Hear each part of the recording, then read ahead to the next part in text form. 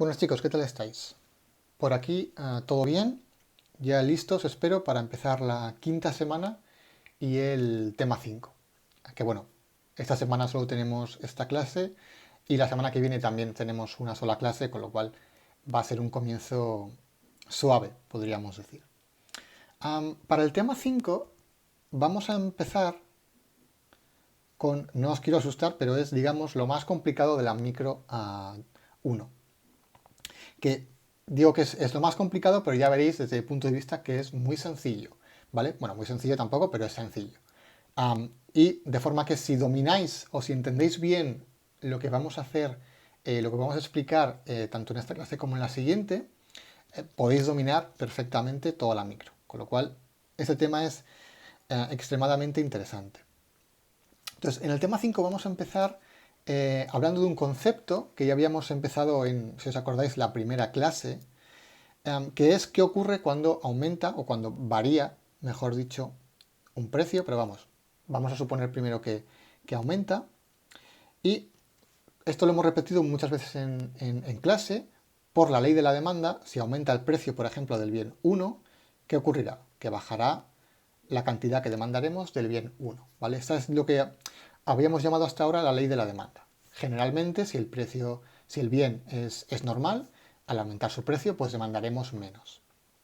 Pero decíamos ya en esa introducción que hay dos canales, hay dos vías por las cuales vamos a obtener este efecto. ¿De acuerdo? Es decir, hay dos, digamos, efectos diferentes, dos vías por las cuales el precio va a afectar a la cantidad de demanda. Y esos son los que habíamos llamado los efectos, o efectos si queréis, de sustitución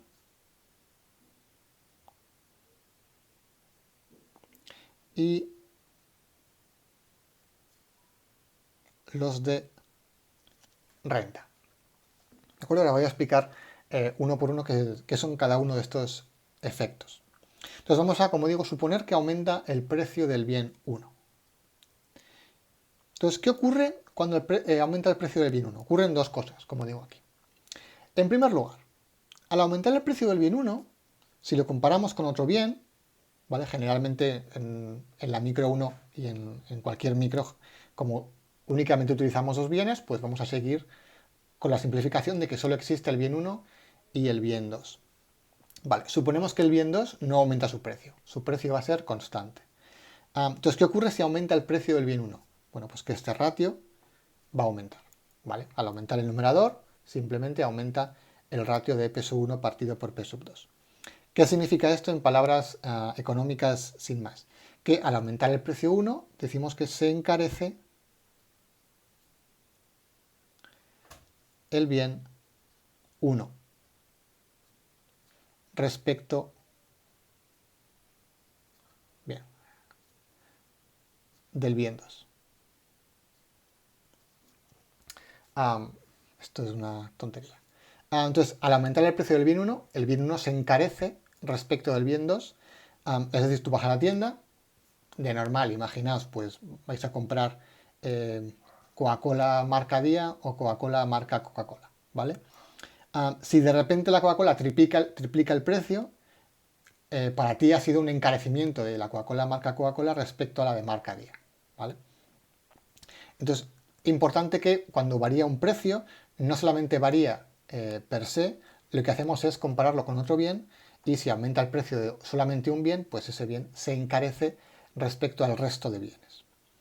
¿Qué haremos normalmente cuando se encarece un bien? Pues dejar de comprar de él, ¿vale? Lo que digo yo antes. Si vas a la tienda y ves que un producto se ha triplicado su precio, vas a empezar a buscar alternativas.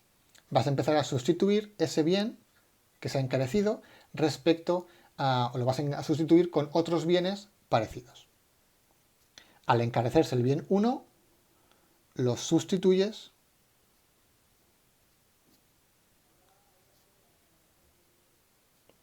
en nuestro caso, como solamente tenemos dos bienes, pues el bien 1 lo sustituiríamos por el bien 2. Compraríamos menos del 1 y compraríamos más del 2. Ese sería, digamos, el primer efecto. ¿Cuál sería el segundo efecto? Al aumentar el precio, ¿qué más ocurre? No solamente ocurre que se encarece el producto 1 respecto al bien 2, sino que al aumentar peso 1 podemos comprar menos bienes. ¿De acuerdo? Se reduce nuestra capacidad adquisitiva.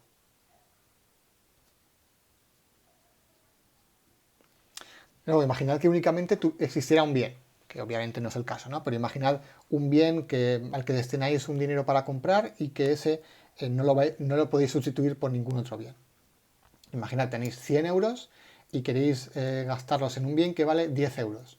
Pues podéis comprar 10 bienes. Si de repente aumenta el precio de 10 a 20, pues únicamente podéis comprar 5 bienes, ¿no? Entonces, de forma directa, si aumenta el precio de un bien y tu renta no aumenta, va a bajar tu capacidad adquisitiva, ¿vale? Diríamos que baja lo que vamos a llamar la renta real. La cantidad de cosas que tú puedes comprar. Y eso va a afectará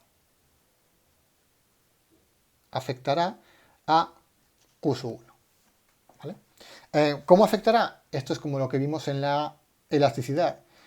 Según sea el bien inferior, si fuera normal, bueno, dependerá de cómo sea el tipo de bien, podrá afectar positiva o negativamente. Eso lo iremos viendo.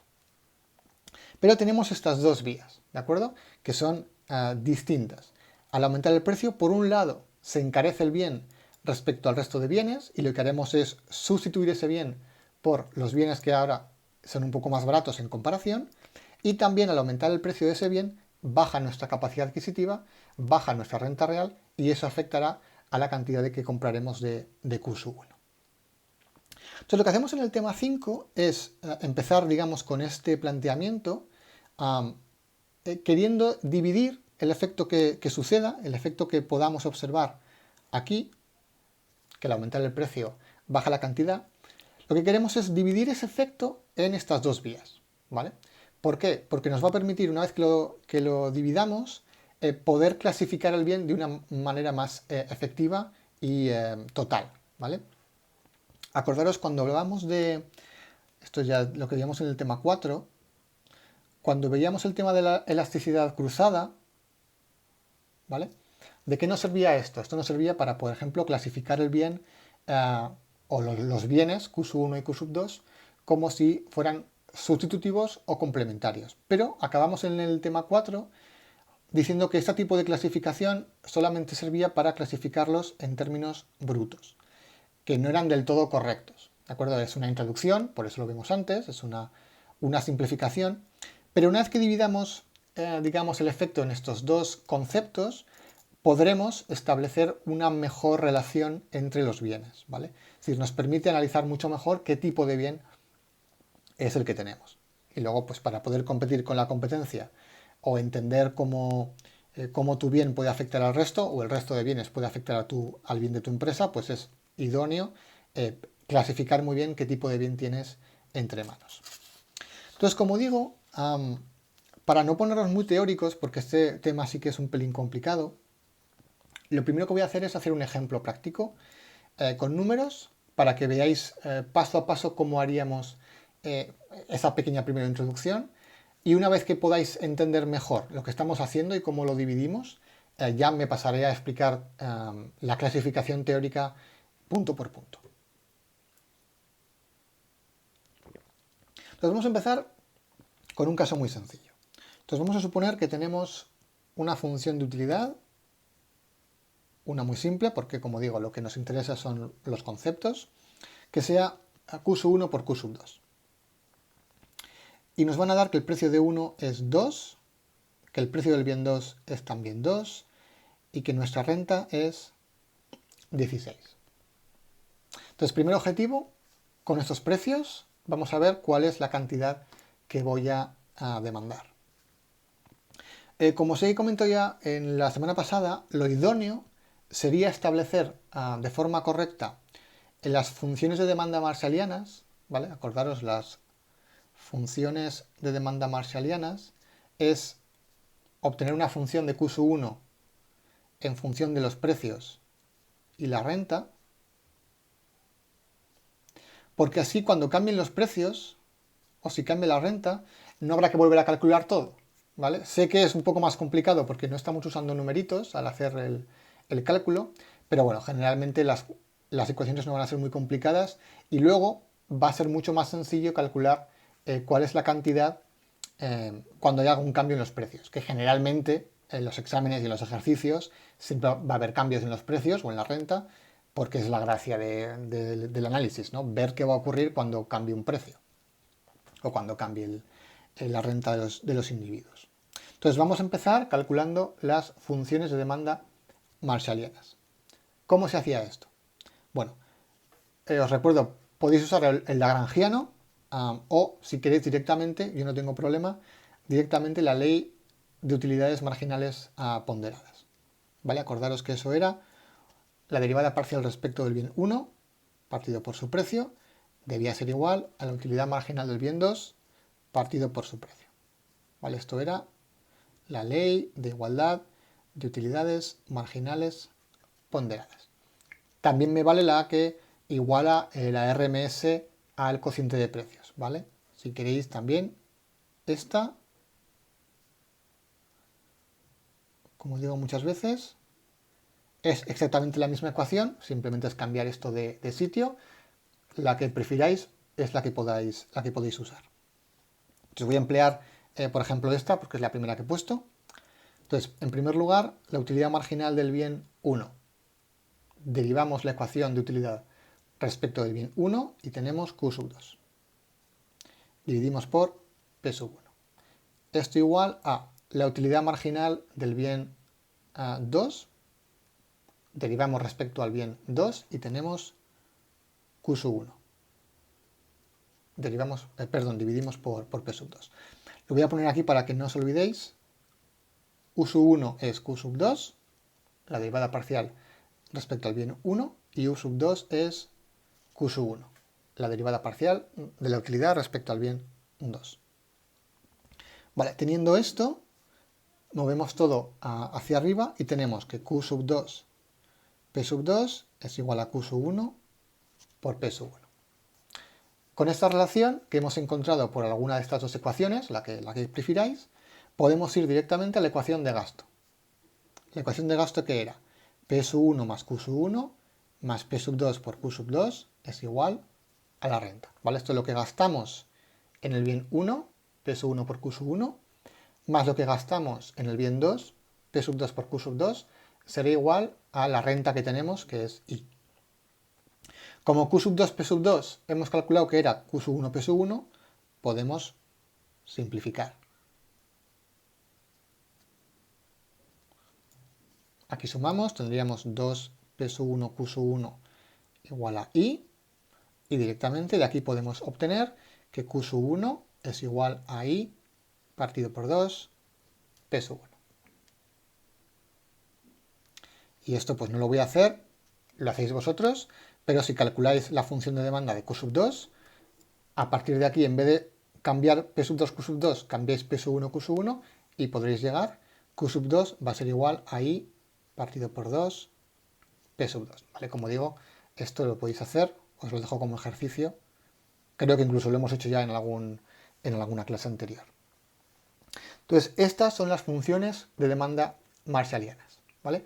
Son un poco más sencillas porque fijaos que Q sub 1 únicamente depende de I y de P sub 1, ¿vale? En este caso, en esta función, no depende de P sub 2. Eso es por la forma que tenía la función de utilidad, ¿vale? Generalmente, si son un poco más complicadas, en la función de demanda marshalliana aparecerán las tres variables exógenas. En este caso, como era un poco simple, pues no. Entonces, estas son las funciones de demanda marshallianas. Entonces, ahora sí, vamos a calcular qué ocurre con el precio 1 igual a 2, precio 2 igual a 2 y renta igual a 16 que nos daban al principio del problema. Simplemente sustituimos. Q sub 1 es la renta, 16, partido por 2 por P sub 1, que es 2. Esto es 4. 16 partido por 4 es 4. Y Q sub 2 va a ser lo mismo, la renta, 16, partido por 2 por P sub 2, que también es 4, y nos da un valor de 4. Con lo cual, con esta renta y con estos precios, vamos a comprar la cesta 4x4, ¿vale? Si queréis esto lo podemos llamar la cesta 4x4. 4 unidades de Q1, 4 unidades de Q2. Vamos a llamar a esas cestas con el simbolito 0 arriba, ¿vale? El 0 arriba implica que es, digamos, la cesta inicial, ¿de acuerdo? Que era 4 y de Q2 también con el 0 es igual a 4. Vale. Entonces, ahora vamos a ver qué ocurre si aumenta el precio del bien 1. Entonces, vamos a ver, esto sería lo que hemos visto hasta ahora, ¿de acuerdo? Vamos a ver qué ocurre ahora si el precio del bien 1 aumenta hasta los 4 euros. O las 4 unidades monetarias. ¿Vale? El resto de datos van a ser los mismos. Lo bueno es que como tenemos ya las funciones de demanda marshalliana, no hace falta calcular otra vez lo de la ley de igualdad de utilidades marginales ponderadas, ¿vale? Simplemente cogemos Q1, sabemos que era I partido por 2 P sub 1.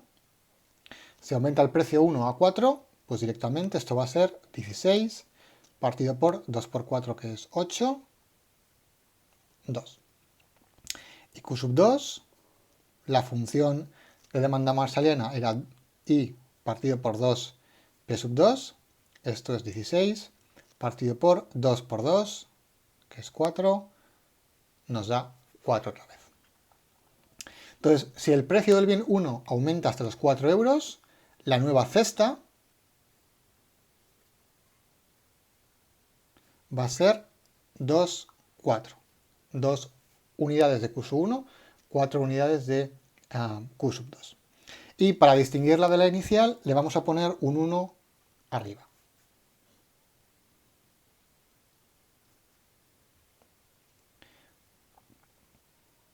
De forma que el 0 es, digamos, el primer periodo donde empezamos y 1 sería lo que ocurre después. Entonces, con esto ya podemos empezar a comparar qué ha ocurrido con los bienes, ¿vale? Lo podemos ver comparando lo que teníamos antes y lo que tenemos ahora. Hemos visto que al aumentar el precio del bien 1 en 2 unidades, ha pasado de 2 a 4, el aumento del precio es igual a 2 unidades, han ocurrido dos cosas. En primer lugar, ha bajado la cantidad que hemos consumido de Q1, ¿vale? De forma que la variación que hemos visto en Q1 es de 4 a 2, ha bajado en 2 unidades, ¿vale? La variación es de menos 2 unidades. ¿Qué más hemos visto? Que Q2 no ha variado. Q2 ha permanecido constante. De 4 a 4 no ha cambiado nada, por tanto podemos decir que la variación de Q2 es igual a 0. Entonces, esto nos refleja el efecto total. ¿Vale? Estos serían los efectos totales. Vamos a definirlos de manera cada una por separado. La primera, la que nos relaciona el efecto total de un bien al cambiar su precio, el bien 1 al cambiar el precio del bien 1, va a ser lo que vamos a llamar el efecto total directo. Efecto total directo. Y esto es lo que ha variado Q1 y lo vamos a poner exactamente igual que cuando hablamos de las derivadas, ¿vale?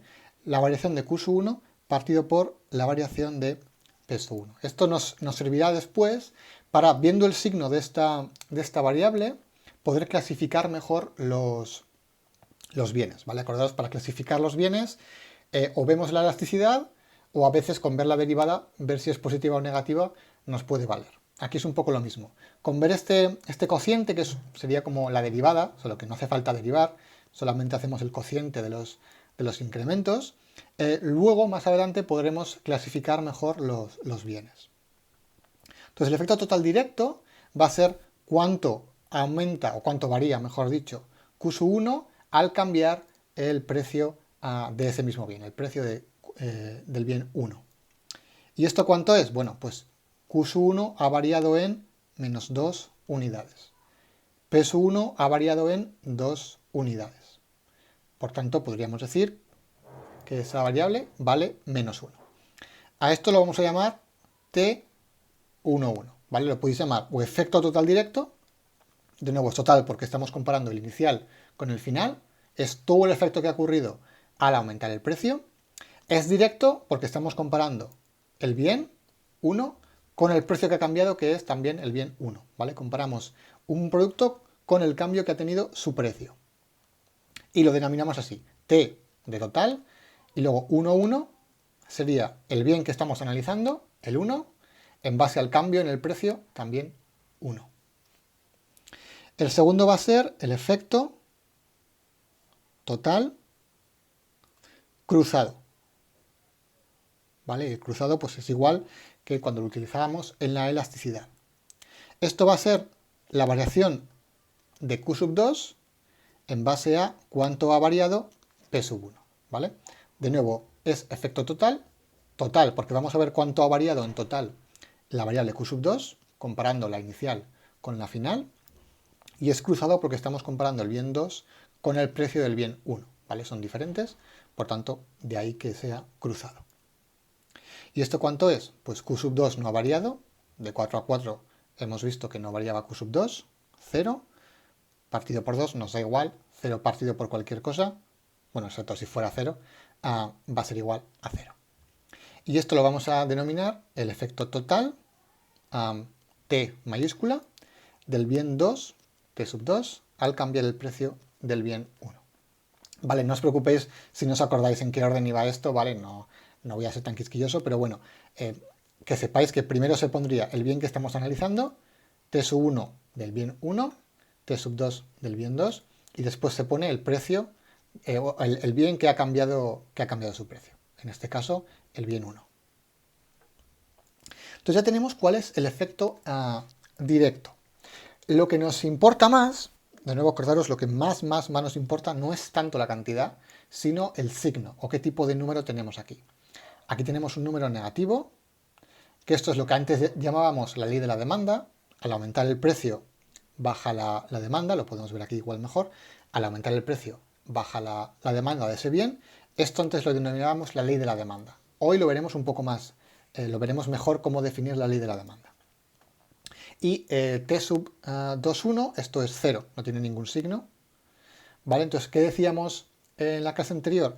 Que los bienes van a ser independientes, ¿vale? Diríamos, esto acordaros de la clase de hace 2 semanas, diríamos que el bien 2 es independiente bruto del bien 1, ¿vale? Porque el signo es 0. Según si fuera negativo o positivo, lo veremos después también, será o sustitutivo o complementario. Como es 0, es independiente. ¿Vale? Independiente quiere decir, simplemente es un poco usar la lógica, que la cantidad de Q sub 2 no va a depender, no va a cambiar si cambia P sub 1, ¿vale? Que es lo que vemos. Q sub 2 va por libre. El cambio de P sub 1 no le afecta para nada. Por eso es independiente. Entonces, lo que vamos a hacer ahora, lo que vamos a intentar es descomponer este efecto, este menos 1 y este 0, entre los dos canales. El canal que iba por el efecto de sustitución y el canal que iba por el efecto de la renta. ¿De acuerdo? Y es un poco donde entra más la dificultad del tema. Entonces lo que queremos es coger T sub 1, el efecto total, y queremos dividirlo en dos efectos, ¿vale? Queremos calcular dos variables. Una que me calcule el efecto sustitución, ¿no? ¿Cuánto del cambio, que era menos 1, se debe a que hemos sustituido Q sub 1 por Q sub 2? ¿Y cuánto se debe al efecto renta? Que es que baja el consumo de Q sub 1, seguramente porque tenemos menos capacidad adquisitiva. Al aumentar el precio del bien 1, podemos comprar menos bienes y eso hará que seguramente compremos menos bienes, menos del bien 1. Entonces, como digo, queremos descomponer ese efecto. Y haremos lo mismo con el efecto total cruzado.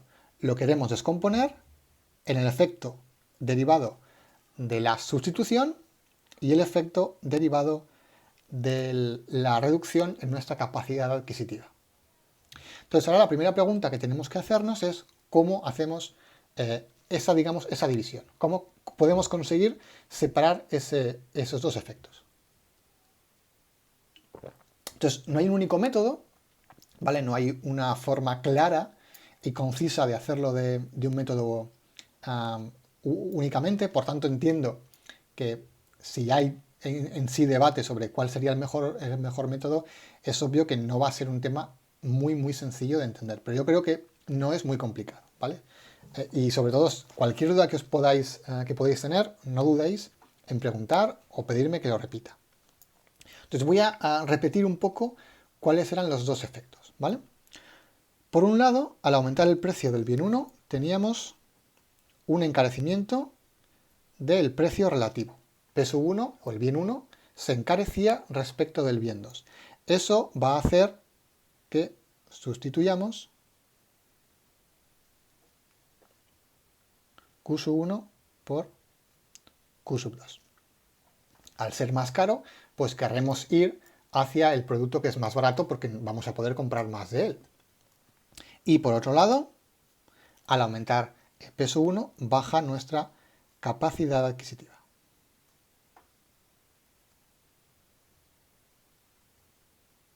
Y eso pues va a afectar a el consumo que realicemos. Este efecto nos va a dar el valor del efecto de sustitución y este efecto nos va a dar el valor del efecto renta.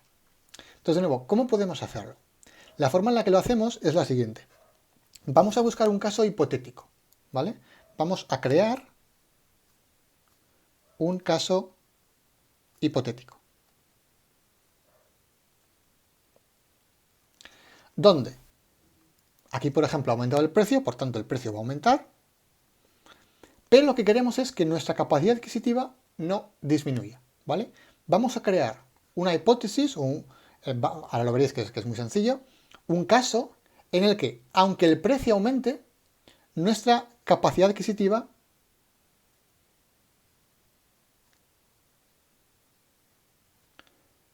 no varíe, permanezca constante. ¿Cuál es el motivo? ¿Vale? ¿Por qué lo hacemos así? Si aumenta el precio, pero de alguna forma conseguimos que mi capacidad adquisitiva no varíe, conseguiremos obtener cuál va a ser únicamente este canal, ¿vale? Digamos que si hacemos desaparecer esta vía, porque no se reduce mi capacidad adquisitiva, ¿vale? Solamente tendremos el efecto de arriba. Solamente conseguiremos el efecto sustitución, ¿vale? Entonces, ¿el objetivo cuál es? Intentar que mi capacidad adquisitiva no varíe. Una vez que sepa cómo puedo conseguir eso, calcular cuál va a ser el efecto sustitución. Y si tengo total y tengo el sustitución, pues podré conseguir simplemente el de renta como la resta, o bueno, luego veremos que es incluso más sencillo. Entonces, os lo pongo aquí para que veáis cómo haríamos eso. En el caso inicial teníamos un precio de 2 en ambos bienes y una renta de 16. Y con ello conseguíamos comprar la cesta 4x4. Vale, ahora queremos un caso hipotético en el que el precio haya aumentado. Por tanto, P sub 1 es el real, ahora ha aumentado hasta 4. P sub 2 no cambia y es igual a 2. Pero queremos mantener la capacidad adquisitiva. Vamos a definir mantener la capacidad adquisitiva, mantenerla constante, como ser capaces de comprar la cesta que comprábamos anteriormente. Queremos seguir comprando la cesta 4x4. La idea es que si puedo seguir comprando la cesta original, mi capacidad adquisitiva no habrá cambiado. ¿Cuál es la forma de hacerlo? Calculando la nueva renta que necesitaré. Si me aumentan los precios, pero me aumentan la renta, según cuánto aumente mi renta, mi capacidad adquisitiva permanecerá constante.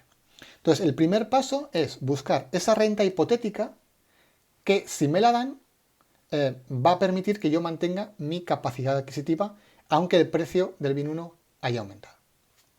Y con esa renta lo que haremos es calcular cuál sería la cesta óptima de mi consumo. Entonces ya veréis que es muy sencillo.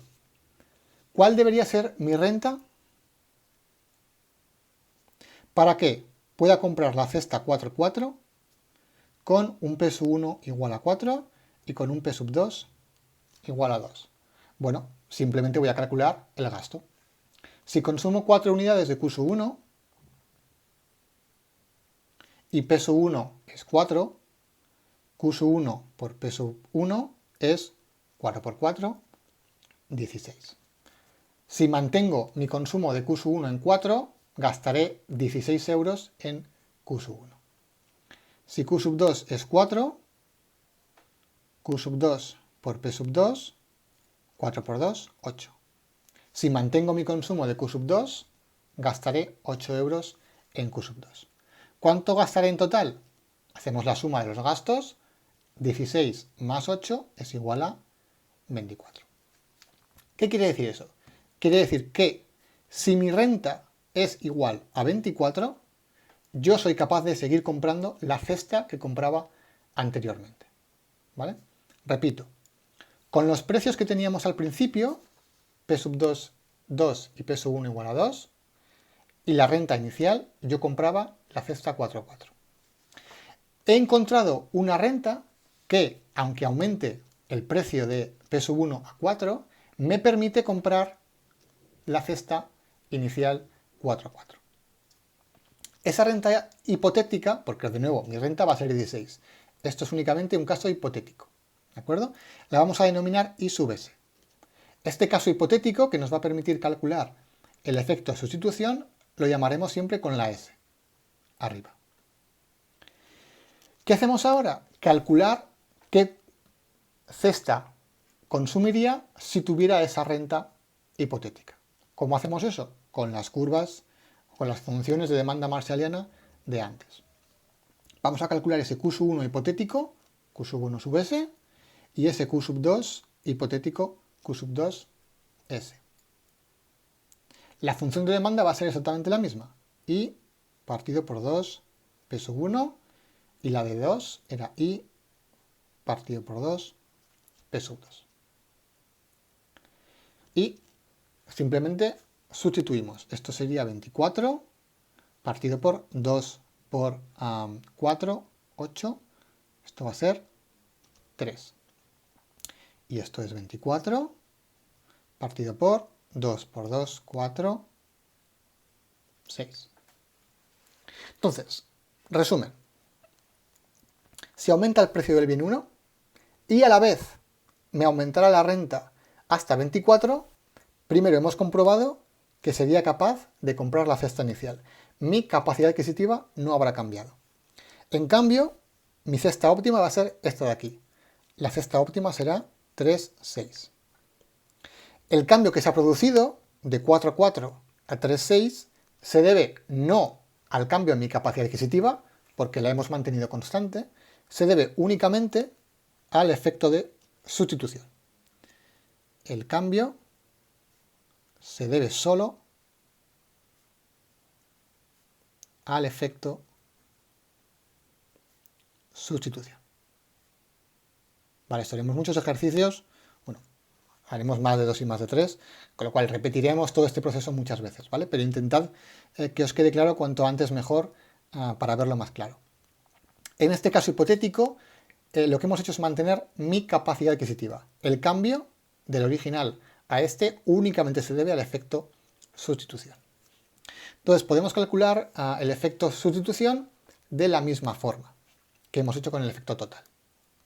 Voy a poner una tabla para que veáis, digamos, cómo sería todo el cambio. Teníamos una situación inicial.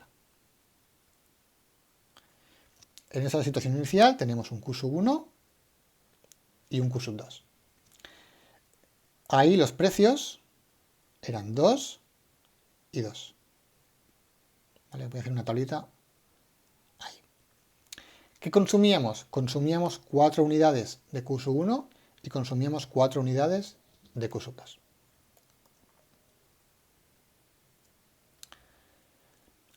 Después hemos calculado esa cesta hipotética tras el efecto sustitución, ¿vale? Vamos a poner una S grande que va a definir ese caso intermedio que únicamente se ve afectado por el efecto sustitución, que es una cesta de 3 en Q1 y de 6 en Q2. Entonces, este cambio, el cambio que hemos visto del inicio al paso intermedio, nos va a hablar únicamente del efecto sustitución. Al final, teníamos unos precios, 4 y 2, y vamos a calcular ahora cuánto va a ser el consumo. Lo teníamos, creo que ya por ahí calculado. Aquí, perdón. No sabía si lo habíamos hecho ya o no, efectivamente. Entonces, al final teníamos un valor de 2 en Q1 y un valor de 4 en Q2. ¿Vale? Esto revisarlo, lo tenéis por ahí.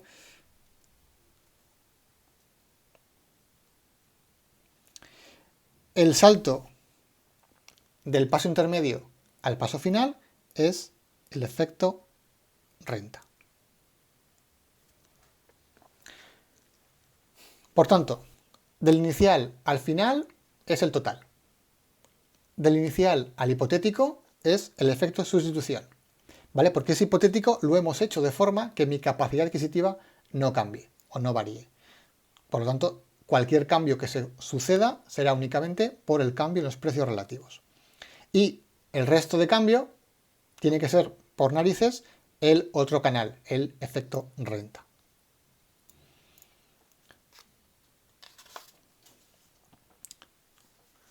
Calculamos. Efecto sustitución del bien 1 debido al cambio en el precio del bien 1. ¿Esto qué es? Es cuánto ha cambiado la cantidad. Voy a poner aquí, si queréis, a la derecha. ¿Cuánto ha cambiado de 4 a 3 la cantidad de Q1? Esto igual sobra. Partido por el incremento de los precios, ¿vale? Pasábamos precios del precio del bien 1 de 2 a 4. Perdón, estos son los precios. De 4 a 2, la resta es 2. Y esto es menos 1 partido por 2, lo podéis dejar así, o menos 0,5. Entonces repito, el efecto sustitución simplemente es comparar cómo ha cambiado Q1 a la cesta inicial a esa cesta hipotética en la que mi capacidad adquisitiva no ha cambiado a pesar del aumento del precio. De 4 a 3 cae mi cantidad en una unidad y el precio de 2 a 4 ha aumentado en 2 unidades. Menos 1 partido por 2 es menos 0,5. Vamos con el efecto, voy a hacer al revés, el efecto sustitución del bien 2 en base al cambio del precio en el bien 1. La fórmula es la misma. Es arriba en el numerador cuánto ha cambiado Q2 de la cesta inicial a esa cesta hipotética, en la que mi capacidad adquisitiva no ha cambiado, partido por el cambio que hemos visto en el precio. No hago más que meter numeritos mal, leñe. ¿Y esto qué sería? Pues de 4 a 6, Q2 ha aumentado en 2 unidades. Y el precio de 2 a 4 ha aumentado en 2 unidades. Con lo cual este tendría un valor de 1. ¿Cómo hacemos para el efecto renta? Exactamente lo mismo. El efecto renta del bien 1 en base al cambio en el precio del bien 1.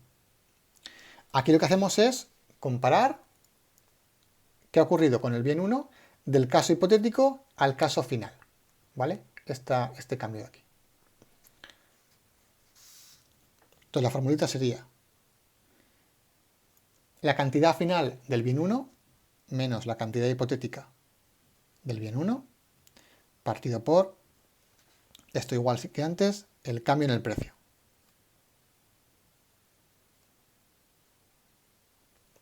Y esto es, de 3 a 2 ha caído en menos una unidad, ¿vale? La cantidad que hemos consumido de 3 a 2 cae en una unidad, por eso ponemos menos 1. El precio, eso no va a cambiar, eso va a ser siempre todo el rato lo mismo, aumentado en 2 unidades, con lo cual nos da otra vez menos un medio o menos 0,5. El efecto renta del bien 2 en base al cambio en el precio del bien 1. Pues lo mismo. Ponemos el consumo del bien 2 al final menos el consumo del bien 2 en el caso hipotético partido por el cambio que ha habido en los precios.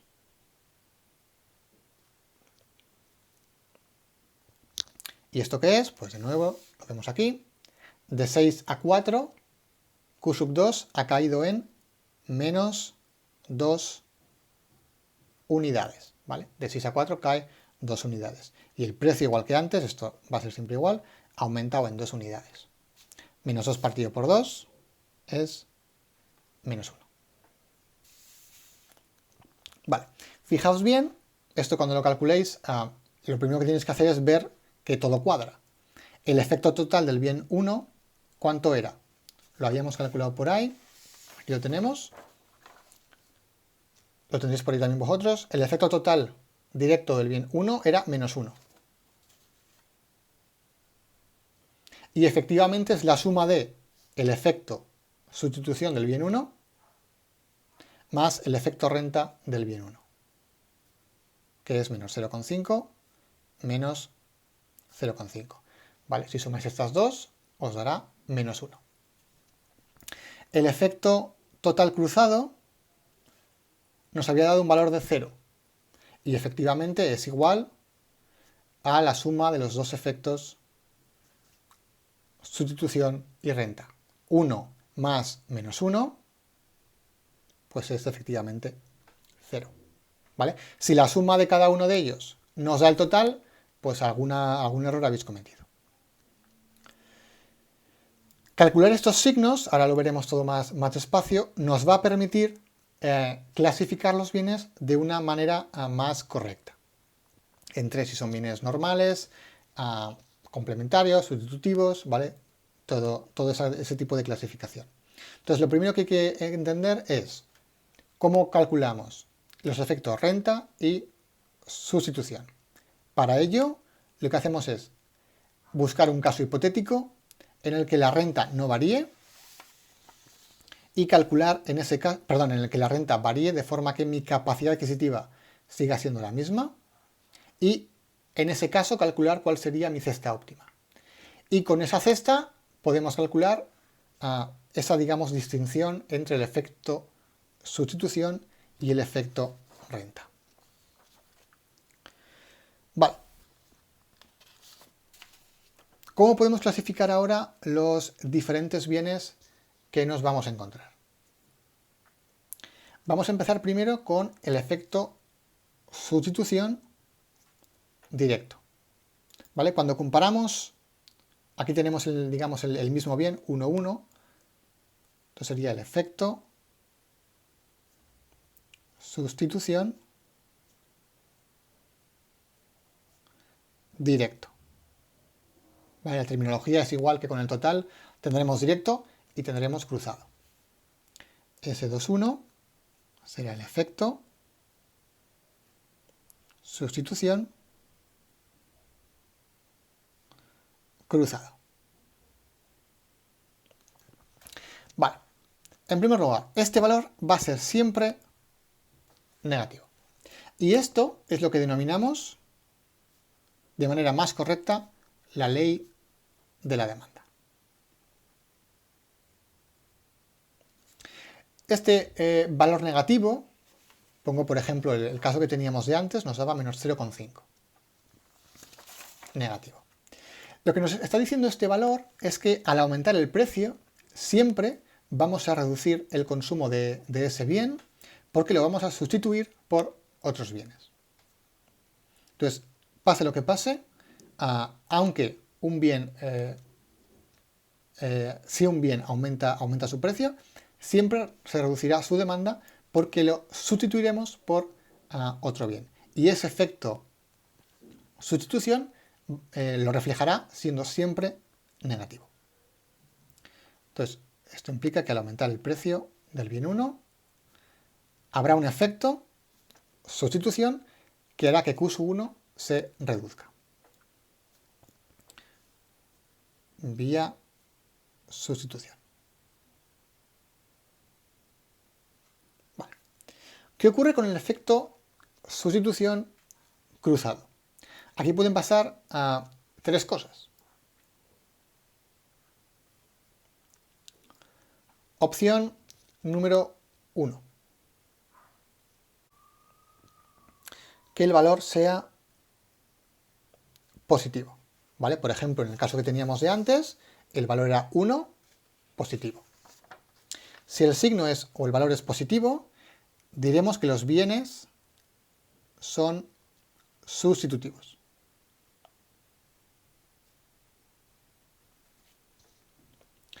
Puede pasar al contrario, que el signo sea negativo. Aquí diremos que los bienes son complementarios.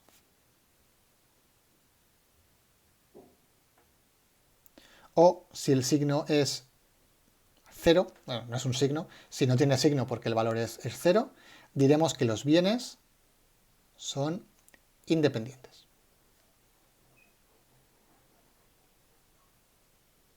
Ahora bien, como lo estamos midiendo únicamente en base al efecto sustitución, esta clasificación es la buena, ¿vale? Mucho mejor que la que veíamos antes, y por eso se le pone la coletilla de netos.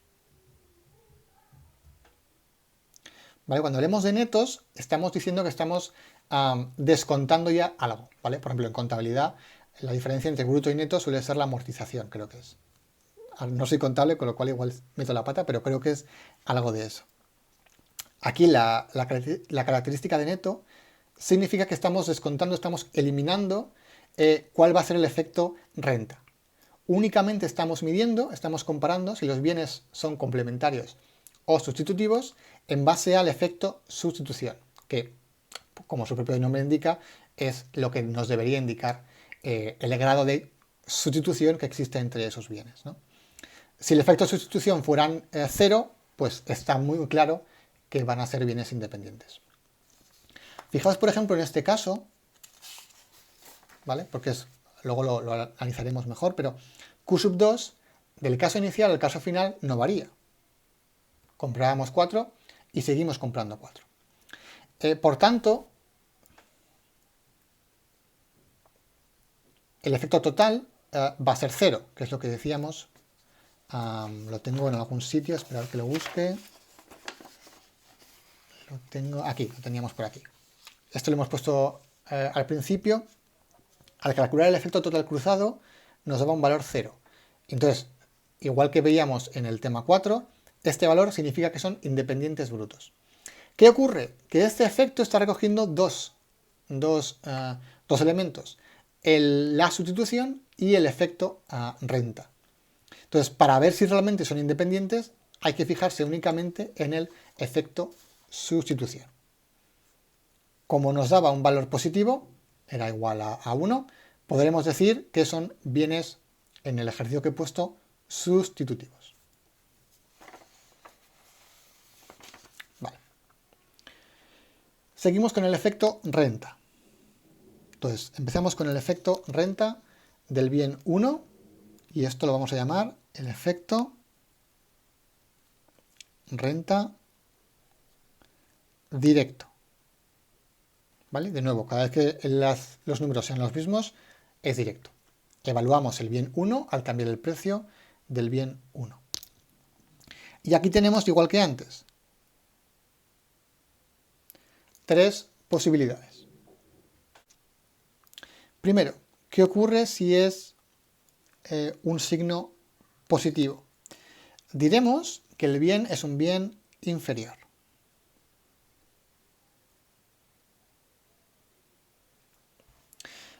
¿Por qué decimos que es un bien inferior? ¿Vale? Vamos a explicarlo ahora antes de continuar.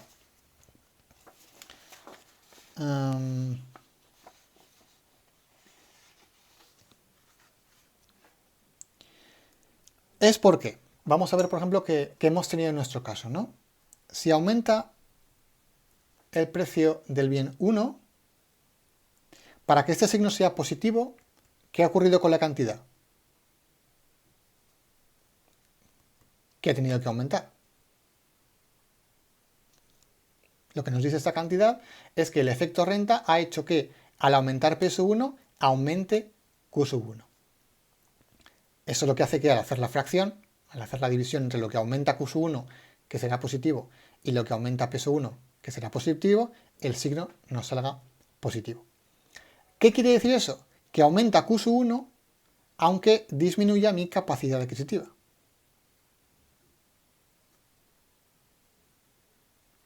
Al aumentar P sub 1 se reduce mi capacidad adquisitiva. Si al reducir mi capacidad adquisitiva aumenta el consumo de Q sub 1, esto ya lo vimos en el tema 4, es un bien inferior. Es un bien que contra menos pueda comprar, cuanto más pobre sea, si queréis en términos más claros, contra más pobre sea, más compraré de Q sub 1. Q sub 1 es un bien inferior, es un bien que únicamente deseo porque no me queda otra, ¿vale? Porque no tengo otra alternativa. ¿Qué ocurre si el signo es negativo? Pues será lo contrario, será un bien normal. ¿Vale? Aquí, ¿qué es lo que ocurre? Es cuando aumenta el precio del bien 1 y disminuye Q sub 1 por el efecto renta. Es decir que, aunque baje mi capacidad adquisitiva, mejor dicho, porque baja mi capacidad adquisitiva, voy a bajar el consumo de Q sub 1.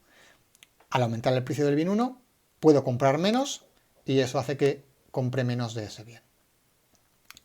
Y por último, el caso en el que el signo no exista porque el valor sea 0, decimos que es un bien neutro.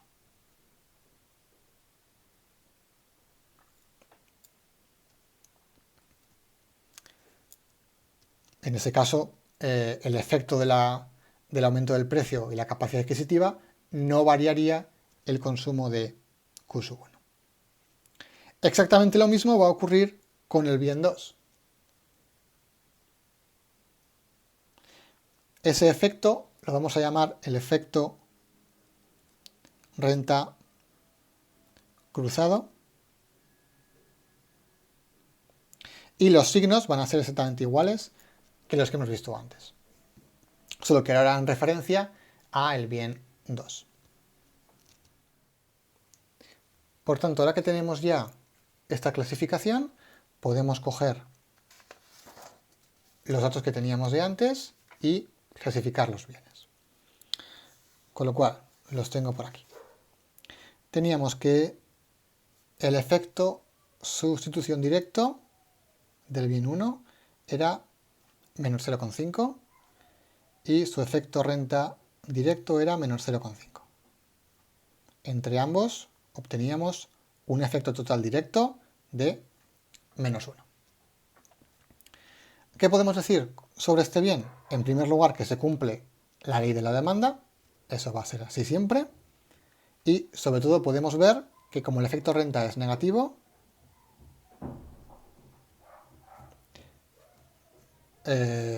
tenemos, perdón por los vecinos, tenemos un bien normal. ¿Vale? Repito por qué el símbolo negativo implica que es un bien normal. Porque al aumentar el precio del bien 1, se ha reducido mi capacidad adquisitiva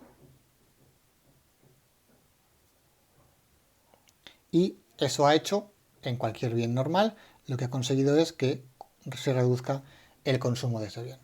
Como el precio se mueve en un sentido diferente de Q sub 1, el símbolo que nos sale es negativo. Menos 0,5 negativo. ¿Vale? Cuando ocurre eso es un bien normal. ¿Qué más teníamos? Que el efecto sustitución cruzado era 1, positivo, y el efecto renta cruzado era -1. En total, el efecto total cruzado era igual a 0. ¿Cómo podemos clasificar el bien 2? Vale, perdón, eso sería el bien 1. No lo he puesto. ¿Cómo podemos clasificar el bien 2? Como hacíamos antes. Como el efecto total cruzado es 0, se puede calcular, pero no haría falta. Esto nos permite saber que la elasticidad precio cruzada del bien 2 va a ser 0. ¿Vale? De nuevo, en este sentido. ¿Y esto qué significa? Que son bienes independientes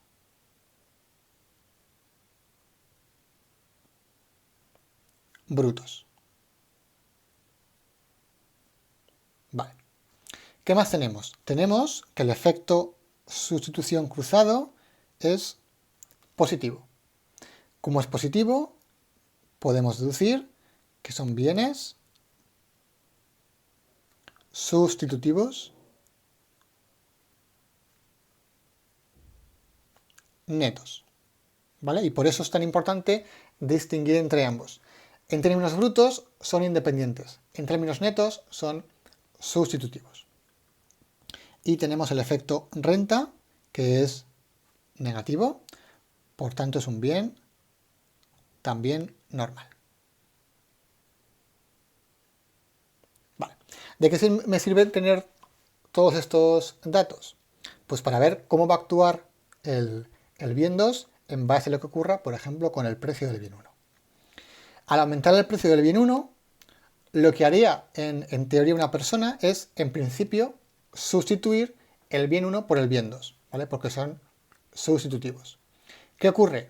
Al reducir mi capacidad adquisitiva, eso va a hacer, como también es un bien normal el bien 2, que reduzca el consumo del bien 2. Por un lado, sustituyo el bien 1 por el bien 2, por otro lado, reduzco el consumo del bien 2 porque tengo menos capacidad adquisitiva. Al final, el efecto es 0. ¿Vale? Por eso teníamos que al principio consumía 4, tengo por aquí, al principio consumía 4, al final consume 4. La cantidad de Q sub 2 no va a variar, por eso el efecto total era 0. Pero no va a variar, ¿por qué? Porque por un lado sustituye el bien 1 por el bien 2, pero por otro reduce también el consumo de Q sub 2 al bajar su capacidad adquisitiva.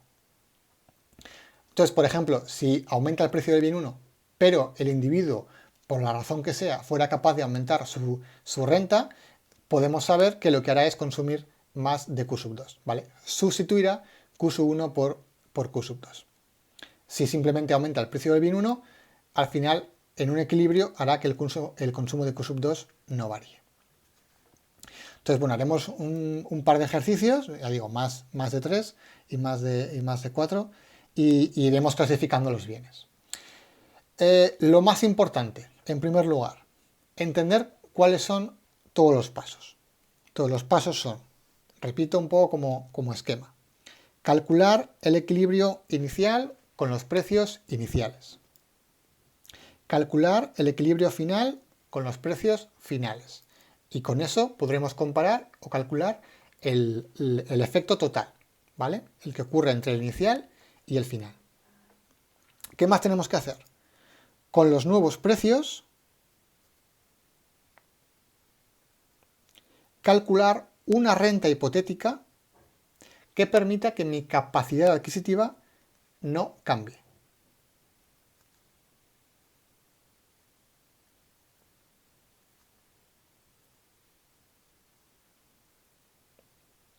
Y con los nuevos precios y esa renta hipotética, calcular ese equilibrio hipotético que va a ser intermedio, ¿vale? Se va a quedar, digamos, entre uno y otro.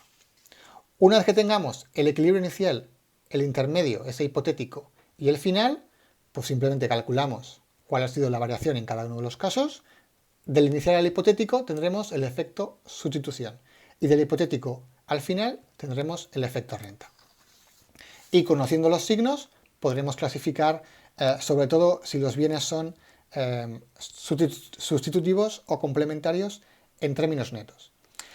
Para saber si el bien es normal o si el bien es de lujo o de primera necesidad, para eso es mejor utilizar lo que vimos en el tema 4 de la curva de Engel y la elasticidad renta, ¿vale? Esto nos permite sobre todo entender qué tipo de competencia existe entre diferentes bienes. Entonces haremos diferentes ejemplos para que veáis que en términos brutos puede salir diferente a en términos netos y por tanto es útil entender este tipo de distinción y clasificación para entender realmente cómo compite tu producto con respecto al resto de productos.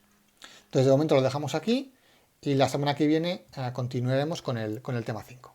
Hasta luego.